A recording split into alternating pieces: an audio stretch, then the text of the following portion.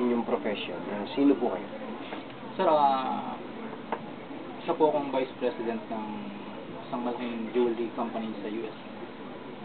Presently, sir, dito po ako naka-assign sa Pilipinas.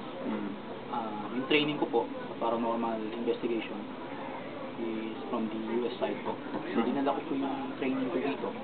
Tapos po, nag-organize po ng isang society, yung Philippine Paranormal Investigator Society. Dito po sa profession na to, 15 years po ako. Bakit po ito ang nagustuhan yung profession? Hindi naman po siya professional. Oo, sabihin na natin isa pong craft na inyo pong dinevelop. Bakit po ito napunta kayo sa linya na ba? Sir, kasi po sir, mas gusto kong makita ng tao kung ano yung nakikita ng mga psychic. Mas ma-interpret natin through instrument, through material, kung paano po nangyayari ang mga paranormal activity through instruments. So, pwede po ba nating sabihin na kayo may third eye din? O may sixth sense kayo? Wala po, sir. Opo. Ano po yung katangian na nataglay po niyo bilang isang paranormal investigator? Yes, sir. Experience po. Marunong po tayong magpasa kung meron na pong paranormal activity sa isang area. Pinapalo po natin ang apat na scientific methods po. Binigay po sa atin sa pag-aaral natin, base po sa ating pag-aaral sa Amerika. Ito po ay observation, hypothesis, tapos we will test the hypothesis and we will let others test the hypothesis. Ito po ba yung hilig dito minana ninyo o minapanood na kayo na napahilig lang kayo basta? Hindi po. Siguro sir, by the heart na rin siguro. Kasi I want Filipino people po makita po nila yung scientific side ng paranormal investigation. Bakit po? Meron po bang mga naloloko? Marami po tayong hoax, mga fakers po. Kasi po, halimbawa po, sabihin ko sa inyo, nakikita ko si Rizal. Kayo po ba yung maniniwala ka agad? So, paano po ninyo malalaman na kung ang isang testimonya ay totoo o nagloloko lang? Sir, we will conduct sir our investigation sa area po. No? We will use all the equipment. Minimum po 6 times po kailangan namin ma-investigahan yung area para po malaman namin kung pareho pa rin po ang sagot ng entity. Dalawa po kasing klase ang hunting sir. Ang residual at ang intelligent hunting. At speaking of hunting po, ano po ginagawa niyo sa mga na-hunt niyo? Yes sir. Sir, dalawa po kasing klase ng yung ghost hunting po kasi, yung po yung hinahanap ninyo yung ito. Ang ghost investigation po, doon nyo po iniimbestigahan kung bakit po meron hunting. Ano po ang fulfillment ng isang ghost hunter? Sir, nailalabas po namin ito. May pagkakataon po ba na nagkamali din kayo? Yes sir. Porsyentahan nyo ba? Around 20% sir. Na mali? Yes. 20%, tama. Mga gaano karami na yung mga na-investigahan po ninyong kaso? Yes sir. Sa akin sir, mga around nasa 300 plus po. Ang PPIS po, nasa 6 pa lang po naman. Opo. Mga sa 300 po, iganyo? Opo. So 20% po nun yes sir. Yung mga 60 yan. Yes sir. Mga 60. The rest, puro tama. Ano pong uri ng mga ghost ang na-investigahan niyo? Sir, yung residual po kasi, yun po yung memory na naiwan po ng isang tao. Very repetitive po siya. Halimbawa po kayo po, Mr. Anthony Taberna, araw-araw po kayo nandito, pumapasok po kayo sa newsroom for 30 years.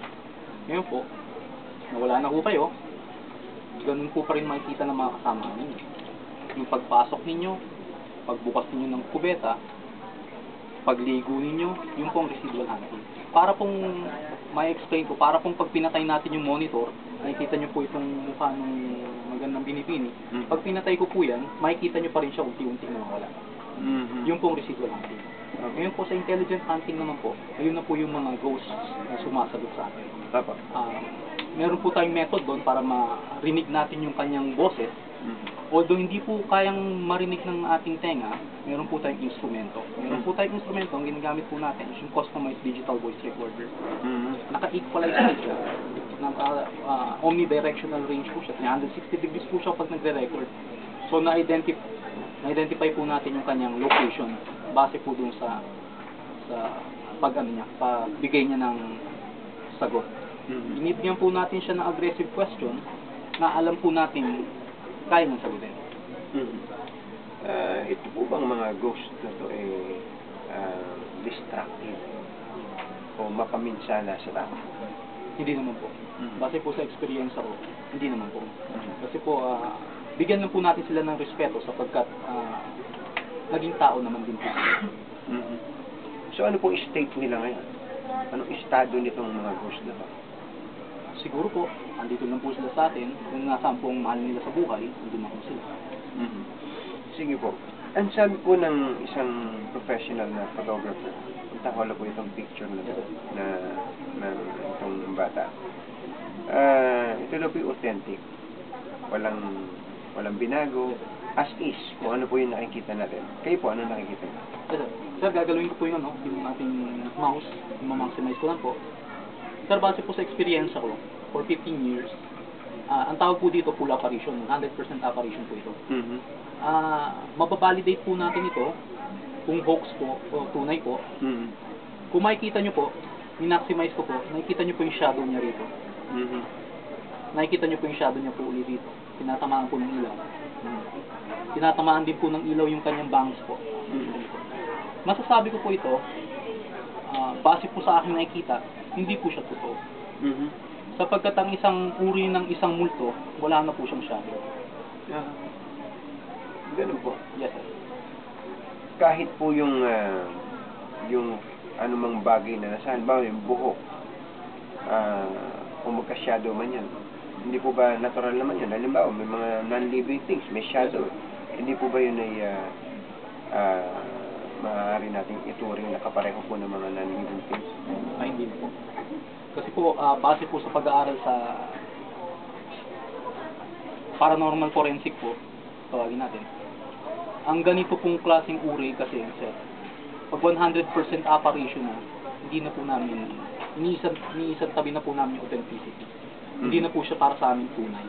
Kasi lahat po ng evidensyang nakukuha po namin, simula po nag-start ang paranormal investigation, wala pa po kaming nakukuha, wala pa pong record na meron pong ganitong klase ng 100% apparition. Meron po tayong nakuha, yung sa isa niyo pong segment, apparition po siya. Pero wala po siyang ulo, wala po siyang kamay, wala po siyang paa. Yun po ang masasabi natin authentic na po. Opo. Pero kung ito po ay hindi authentic para po sa inyong pagtingin, ano po ito? Para po sa akin, ginawa lang po ito. Ginawa lang po ito. Nakuha po ito under visible light, kaya kitang-kita po natin ang shadow niyo po. Dito pa lang po makikita na po natin ang kanyang shadow. Kasi po ang isang multo, based po sa 1907 na pag-aaral ni Dr. McDougall, ang multo po kasi mayroong mass. Mayroon po siyang bigat na 6 grams. 6 grams. So sir, kung mabibigyan natin ng paliwanag po ito pong buhok, napakalayo po para magkaroon ng, yung shadow po, no? Napakalayo po sa 6 na gramo para magkaroon po siya ng ganun kabigat at ganun ka-density po na apparition. Okay. Paano po ninyo mako-contradict yung kung sinabi mismo ng teacher na nasa likod? Palagay ko naman, nung pong kinapanayan po namin siya, wala naman siyang ulterior motive para po magsinungaling sa amin. Sabi po niya, immediately after this photo was taken, pinakita sa kanya yun At wala daw po ibang tao. Ano po? Sir, para sa akin, bilang isang paranormal investigator, I have to go there and we have to investigate. Kailangan po uli kung yung position po nung binibini, kung saan po siya kumuha ng letrato, kailangan po namin kuhaan po yan. At maliban po sa, kung hindi po ninyo gagawin yun, hindi po natin ma-establish yung... Yes sir, hindi ko po siya ma-conclude na na tunay po siya. Pero po sa akin, in my point of view po, hindi po siya authentic na photo. Based po sa aking study, sa aking pong discipline, na meron po siya shadow. Nakita po natin.